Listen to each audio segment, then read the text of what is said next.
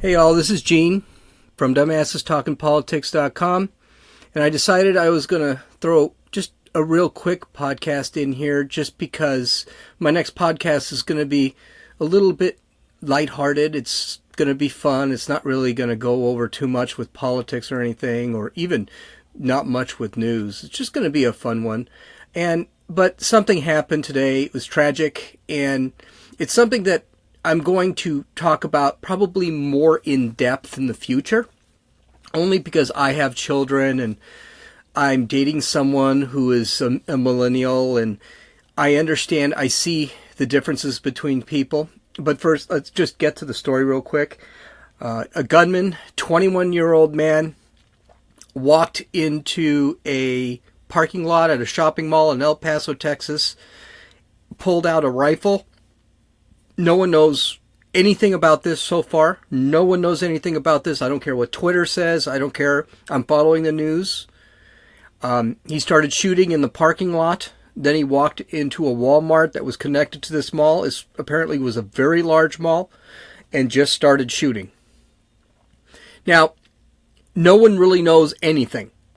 To this point, my understanding, they're still not 100% sure that there wasn't two shooters. It sounds like when they call that, they're not worried about any danger to the public anymore. It sounds like they have one shooter. But this is how little we know now. We do not know how many are dead. We do not know how many are injured. We do not know what the name of the shooter is. We don't know the name. We don't know where he's from. We don't know any of his background. We don't know anything about his social media presence. We know absolutely nothing of what's going on. And of course, on Twitter, which I closed, I just decided I can't listen to this. It's already being politicized. We know absolutely nothing. For all we know, this could have been a white supremacist. This could have been an Antifa member. This could have been an Islamic extremist.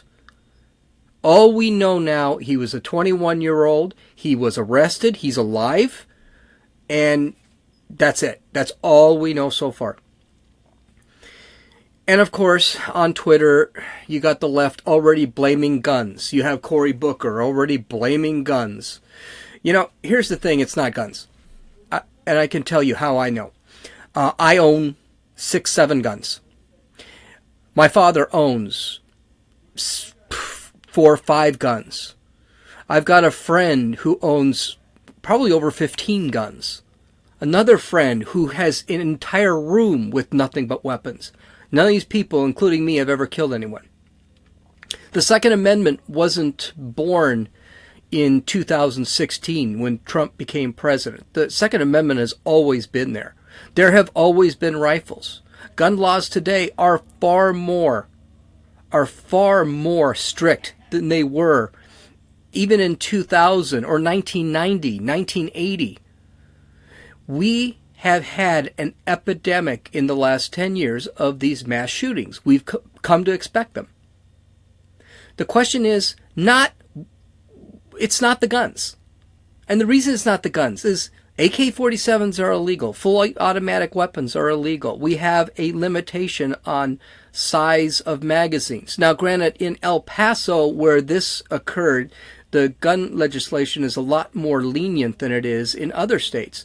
But we've also had in San Bernardino a mass shooting. It ended up being a terrorist incident. We also had one in Vermont that was very left-wing state and has very tight gun laws. Florida doesn't have tight gun laws, but we've had mass shootings in New York. We've had mass shootings in Illinois. These are just becoming common, and they're not common in places that have easy access to guns. They're in places that have tough gun laws already. So the question's got to be what the problem is. Now, I can tell you one thing. We know that the problem is with the people. And if we notice something, now granted in Las Vegas, when you had that guy who shot the 58 people from the Mirage, or whichever, no, it wasn't the Mirage, I can't remember, Monte Carlo, excuse me. We know that,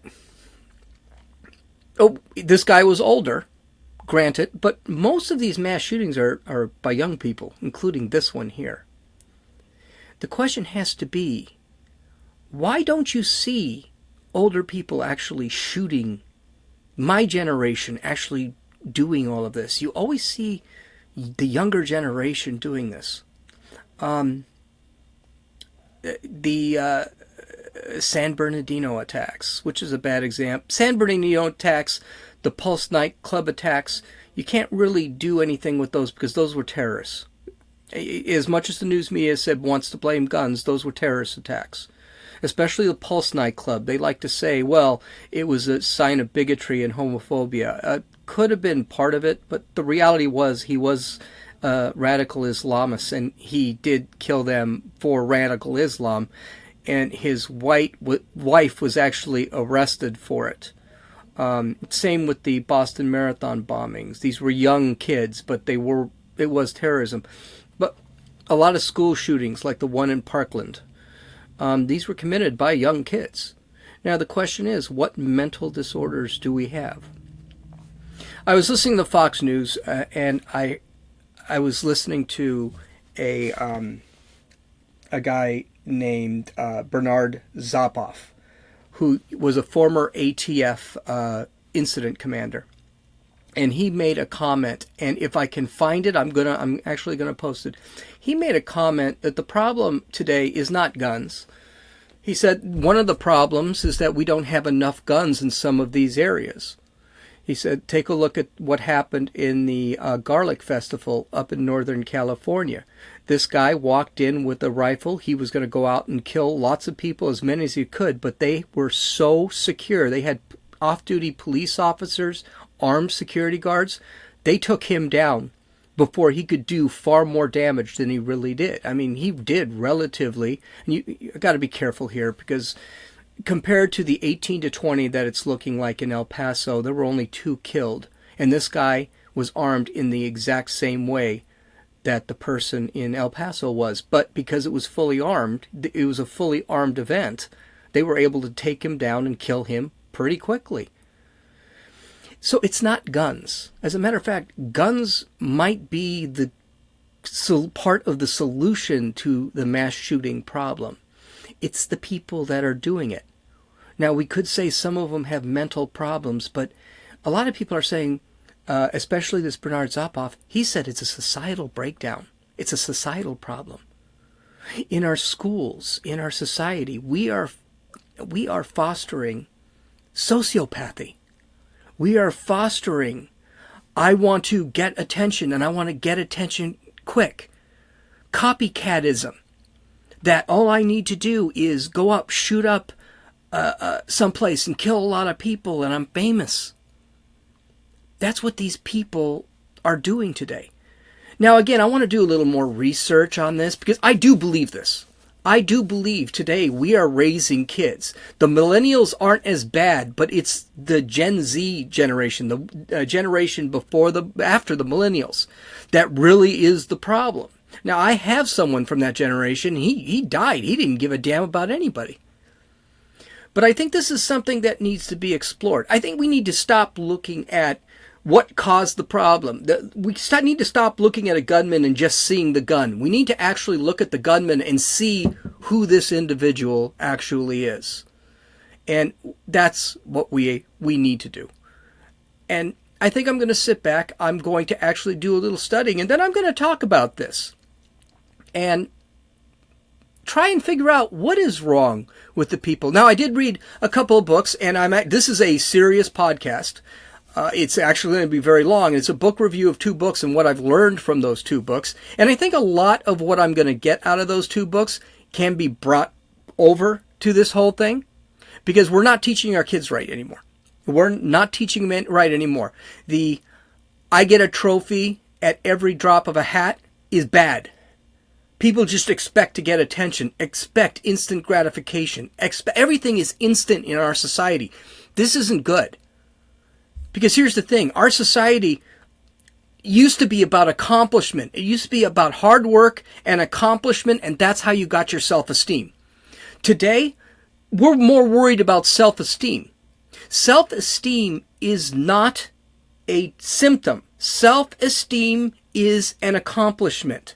Self-esteem is an endpoint. It's accomplishment makes self-esteem.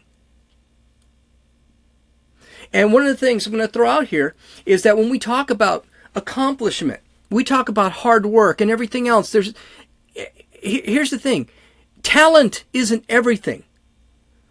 Talent takes hard work. When you mix talent with hard work or effort, then you have skill. When you take skill and again mix hard work or effort, then you have accomplishment. When you have accomplishment, then you have self-esteem. Everyone wants to bypass all of that. Well, I didn't do well on the test, but you tried, and that should help your self-esteem. Failure is not a bad thing. Failure is not a bad thing. Failure over and over and over and over again is what leads to the creation of skill.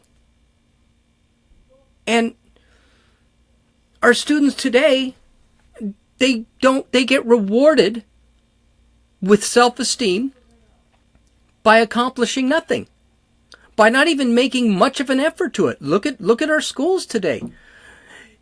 Today, when I went to college, you had to work to get through college, and I wasn't even at Harvard or anything like that. You had to work to get through college. Today, you don't. Today, just getting into Harvard is it. Getting kicked out of Harvard is hard. Most kids don't leave most kids do not get kicked out of Harvard. They leave Harvard. They decide to do it. And then they get this worthless degree and they really don't know anything. Look at that moron, David's, whatever his name is. He was from Parkland. He was part of the Parkland, David Hogg, that's his name, from the Parkland High School that had that shooter. This kid got into Harvard. He didn't even get accepted into UCLA, but he got into Harvard.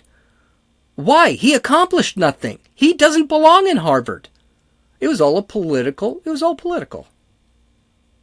And I think this is part of the problem, is that people don't know, kids don't know how to work hard anymore. They don't know how to accomplish anything anymore. And their self-esteem is like a snort of cocaine.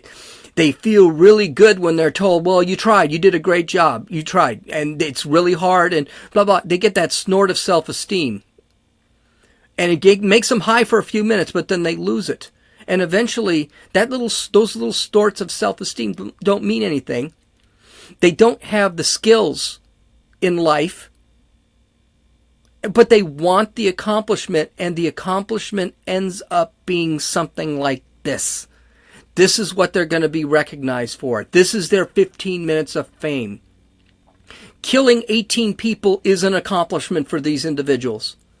There is our schools, our media, our entertainment industry, our politicians are teaching a level of sociopathy that is becoming quickly accepted. And then instead of sitting back and saying, well, what is wrong with this kid? We're saying, let's get rid of guns. I got news for you. That kid would have gotten the gun no matter what. There was reports he had an AK-47. Here's a newsflash. AK-47 is already illegal. So you can't sit back and say it was the gun or it was illegal sales of guns that caused this problem. He already had a gun, if that's the case. We still don't know. If he legally had this, if he had this gun that was already banned, him breaking the law was not going to be an issue. So I wanted to address it because later on tonight I'm going to add a podcast that's going to be a lot less serious than this. And I would have liked to do something like this tonight and just push that other podcast behind. But the problem is, I really think I want to research this. I really think I want to organize this. And I want to understand it a little bit. I want to convey it in a way that makes a lot of sense. So I'm going to hold off on this. But I did think that it was something in real time. It was something that needed to be addressed. And to show you the importance, I don't have any clips. I don't have any music. I'm not going to sit back and say, follow me here on Twitter or any of that garbage. Because you can follow me on Twitter today, and Twitter's pissing me off so much, I'm not even going to go on it. But I just wanted to, I thought it would be important to talk about that instead of having some fun podcast on a Saturday night and ignoring this story. So you folks, take care. You'll be hearing from me tomorrow. I hope to hear from you. This is Gene, and you've been listening to Dumbasses Talking Politics.